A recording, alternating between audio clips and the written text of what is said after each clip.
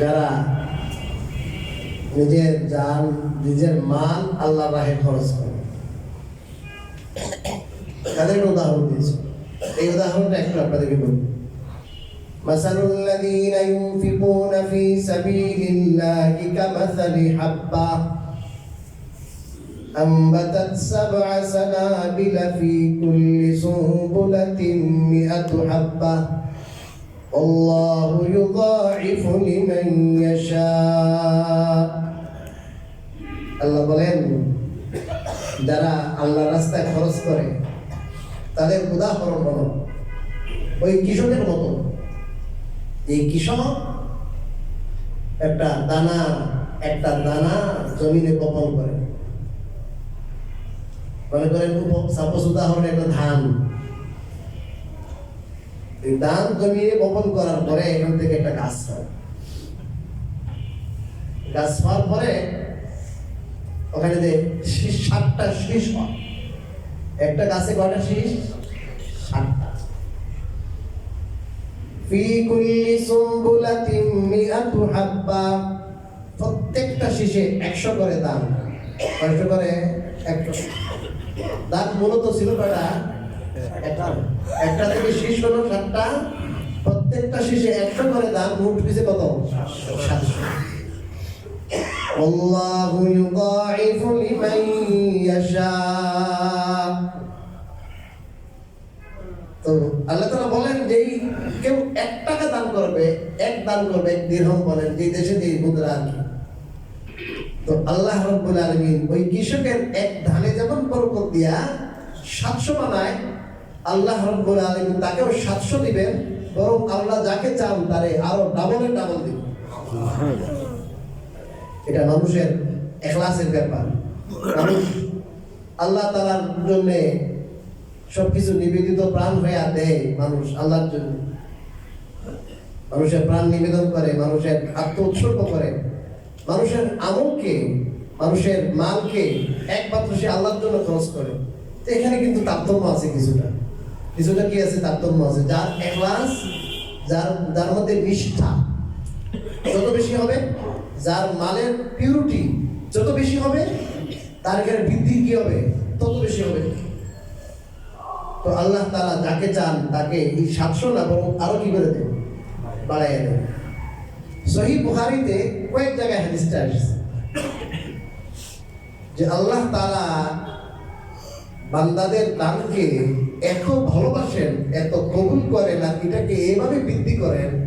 এটা বোঝাইবার জন্য রাসূলুল্লাহ সাল্লাল্লাহু আলাইহি ওয়াসাল্লাম বলেন, এই তোমরা যেমন ঘোড়া পালন রে, তোমাদের দেখি আছে ঘোড়া পালার প্রতি খুব তোমাদের আগ্রহ, অনেক আদর যত্ন করে এদেরকে কি করো?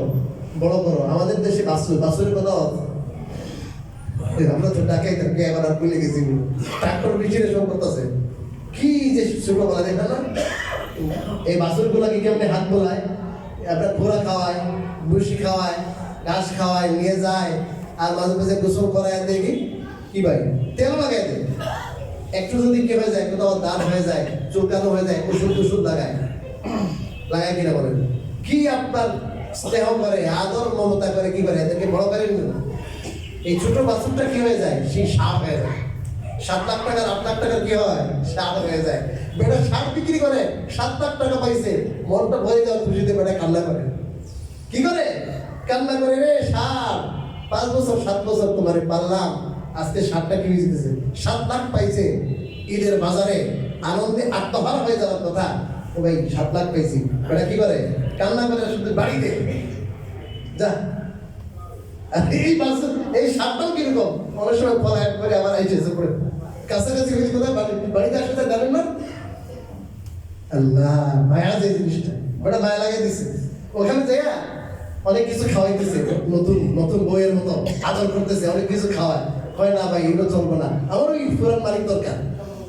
এখন 2-3 গ্রাম পরে আমি দেখেছি 2-3 গ্রাম আপনার পাড়ি দিয়ে আসে পড়ে ওই পুরান মালিকের বাড়ি।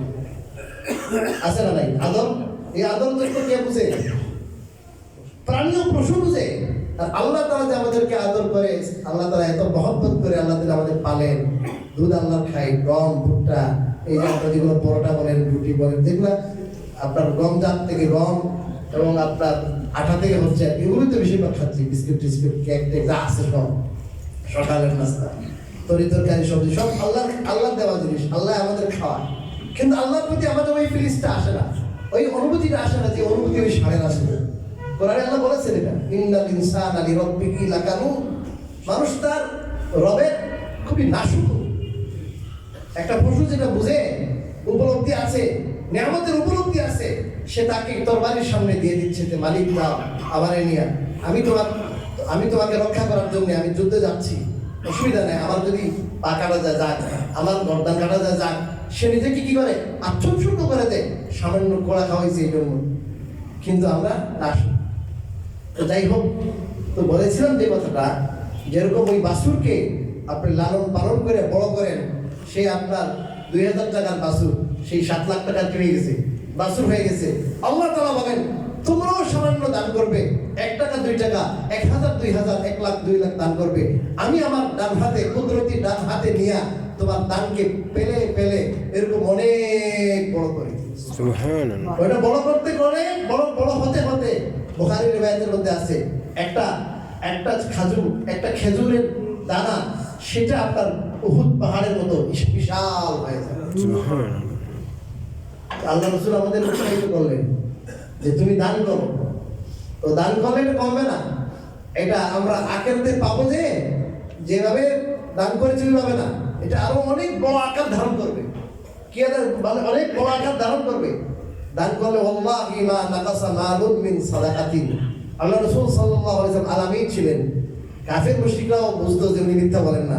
তারপর আল্লাহ রাসূল সাল্লাল্লাহু আলাইহি ওয়াসাল্লাম কয়েকটা হাদিসে পাওয়া যায় উনি শপথ করে কথা বলেছেন, অনেক বেশি না সংখ্যা, যে কয়েকটা হাদিসে রাসূল সাল্লাল্লাহু আলাইহি ওয়াসাল্লাম শপথ করেছেন, এর মধ্যে এটা একটা, যে দান করলে সদকা দিলে মাল কমে না, এটা শপথ করে রাসূল বলেছেন।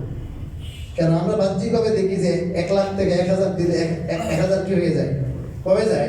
এই জন্য আমাদেরকে বলছেন দেখো আল্লাহর শপথ, আল্লাহর কসম, সদকা দিলে মাল কমে না। যদিও বাহ্যিক দৃষ্টিতে মনে হচ্ছে 1000 কমে গেল, আপনার 10 লাখ থেকে 1 লাখ দিলে 1 লাখ কমে গেল, ওটা আল্লাহ তাআলা কভার করে দিবে। অন্যদিক থেকে আল্লাহ তাআলা বহিরা দিবে, এই কম থাকবে না, আরো বাড়াই দিবে আল্লাহ তাআলা। এই জন্য আমাদের মসজিদের কাজ চলছে। মসজিদে নববীতে রাসূল যখন আসছেন, আল্লাহ জমি দেওয়ার জন্য জমি এমনি দিলাম, না তোমাদের এমনি জমি লাগবে, আমি কিনবো, জমি কিনা হইলো। তারপরে আল্লাহ এই জমিটার জন্য যে সাহাবায়ে কেরাম কোশিশ করছে, কবর টবর ছিল, খেজুর গাছ ছিল, ওগুলো সমতল হয়েছে, সবাই সাহাবায়ে কেরাম পরিশ্রম করছে, ওনারা মাল খরচ করছে, খেজুর গাছ দিয়া, গাছের যে কি ছিল পাতাগুলো ছিল, ডাল যেগুলো ছিল ওগুলো বিছে ছাপড়া বানাইছে ছাপ, আর গাছগুলো ফেরা ওগুলোর খুঁটি বানাইছে। এইভাবে মসজিদ ছিল। হযরত উসমান রাদিয়াল্লাহু তাআলা আনহুর জামানায় মসজিদটা একটু সুন্দর করা হয়েছে, পাকা করা হয়েছে। তোমরা পয়সা খরচ করছেন উনি, তো অনেকে বলে যে এইভাবে উনি মসজিদ সুন্দর করতেছেন, কথাবার্তা তো বলে না অনেকে, বড় মানুষ হলে কি হয়েছে। তখন উনি একটা হাদিস বলেছেন যে আমি রাসূল করিম সাল্লাল্লাহু আলাইহি ওয়াসাল্লামের জবান থেকে হাদিস শুনেছি, মান বানা লিল্লাহি মাসজিদা বানাল্লাহু লাহু বাইতান ফিল জান্নাহ।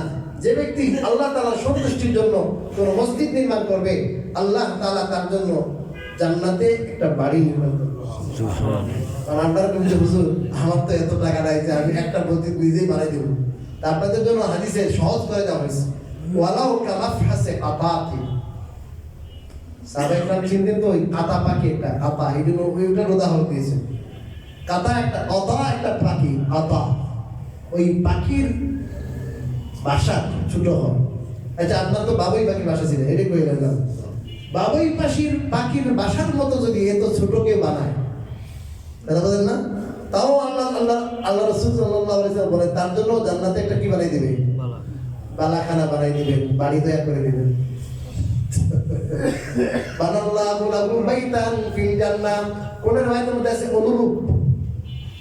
তো আমরা যখন হাদিসটা পড়ি দেওবন্দে, তখন আমাদের উস্তাদ মুহতারাম রাহিমাহুল্লাহ আল্লামা মুফতি সাঈদ আহমদ পাটোয়ারি রহমাতুল্লাহ বলেছিলেন যে এখানে অনুরূপ বলেছেন, এই অনুরূপ হলো বেনার ক্ষেত্রে, মাপনার ক্ষেত্রে না। অর্থাৎ তুমি যেমন বানাইছো আল্লাহ বানাবে, বাকি তুমি বানাইছো তোমার সক্ষমতা, আমার এবিলিটি অনুযায়ী, আল্লাহ তাআলা বানাবেন আল্লাহর এবিলিটি অনুযায়ী। তিনি বলেছিলেন, একটা উদাহরণ দিয়েছিলেন, এক ব্যক্তি হাতিম তাইকে বলছে যে ভাই আমার একটা দিরহাম দেন বা একটা দিনার দেন, বুঝলেন না? তো হাতিম তাইকে বলছে, এই ম্যানেজারকে বলছে এর একটা পুরো একটা ব্যাগই দিয়ে দাও, কিস, বুঝলেন না? থলে থলে ভর্তি, একটা থলে ভর্তি দিয়ে দাও। ম্যানেজারের ব্যাপারটা চাইছি কি এক দিনার আমনে কোন এক কিস দিয়ে দিতে, এক থলে দিতে, হেঁটে চাইছে হ্যাঁ যতটুকু জানা আছে, যতটুকু তার দরকার আছে, তার যতটুকু দরকার এ যেন বুঝে একদিন আমার একদিন। আর আল্লাহ তো আমাকে দিয়েছে বেশি, তা আমি আমার সক্ষমতা অনুযায়ী তারে দেই, একটা দিয়েছি। তো আল্লাহ রাব্বুল আলামিনের কাছে কোনো কিছু অভাব নাই। এই জন্য এখানে আপনি বানাইছেন ইট দিয়া, সিমেন্ট দিয়া, পাথর দিয়া, টাইলস দিয়া, আর ওখানে হবে স্বর্ণ দিয়া, মণিমুক্তা দিয়া, হীরা জওয়াহেরাত, ওগুলো দিয়ে আল্লাহ বানাই দিবেন। তো সাদা আমার কাছে কাতারদার বোঝাই হচ্ছে যে সাদা কালেকশন করে দিতে হয়, মানে একটা মসজিদ তার বাবুই পাখির বাসার মতো কে বানায়, বুঝাইছেন? যদি অনেকজনে মিলে যদি কি বানায়, মসজিদ বানায়, এক একজনের ভাগে যদি কি পড়ে একটা পাখির বাসা পরিমাণ হয়, তাকেও আল্লাহ বানাবেন। এই জন্য আমরা সবাই শরীক হই। আমাদেরকে আল্লাহ তাআলা যাকে যে পরিমাণ এবিলিটি দিয়েছেন, সক্ষমতা দিয়েছেন, আমরা সবাই শরীক হওয়ার চেষ্টা করি। জানুয়ারি এসেছে, আপনাদেরকে আমি জানাবো ইনশাআল্লাহ। আমাদের কার্যক্রম আগাইতেছে, আমরা একটা ফাউন্ডেশন করেছি, সেই ফাউন্ডেশনের কাজ আমাদের আগাইতেছে। বিভিন্ন ওয়েতে আমরা মানুষের সহযোগিতা করছি, আমাদের কাছে মেসেজ আসতেছে। আমাদের আজকেও আমি সহযোগিতা করবো এক জায়গায়। তো আপনারা যারা সদস্য হইতে চান,